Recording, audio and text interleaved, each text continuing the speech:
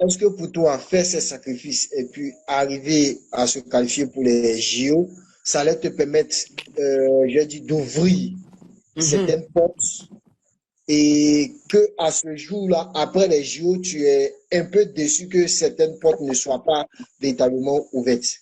C'est ça. Après, voilà exactement. En fait, quand je me suis qualifié au jeu, je me suis dit, super, maintenant que j'ai passé un autre stade, que je suis devenu maintenant un Olympien, je vais trouver des sponsors plus facilement, je vais trouver des partenaires plus facilement.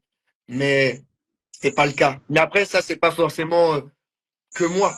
J'ai remarqué Oui, aussi que beaucoup d'athlètes olympiques, peu importe les pays, après les Jeux olympiques, on pensait tous qu'on ça allait nous propulser au-dessus. Mais en fait, non.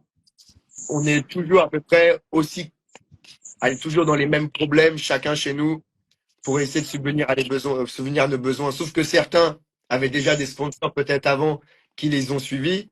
Ils ont peut-être des aides de leur, par exemple, en France, des départements ou de leur ville ou des clubs qui leur donnent des salaires. Donc, ils ont quand même une rentrée d'argent avec l'escrime.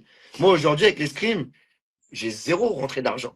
C'est même pas un 100%, c'est-à-dire que moi, l'escrime, 100% de ma pratique de l'escrime, c'est ma poche qui paye.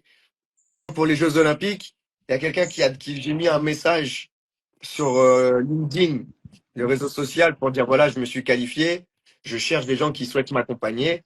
Et il y a un Français son frère est marié avec une Ivoirienne. Du coup, il s'est dit ah, du coup, c'est un peu comme si c'était la famille, et il m'a soutenu jusqu'aux Jeux Olympiques. Pour la préparation physique, c'est un ami à moi qui me fait les programmes quand je lui demande.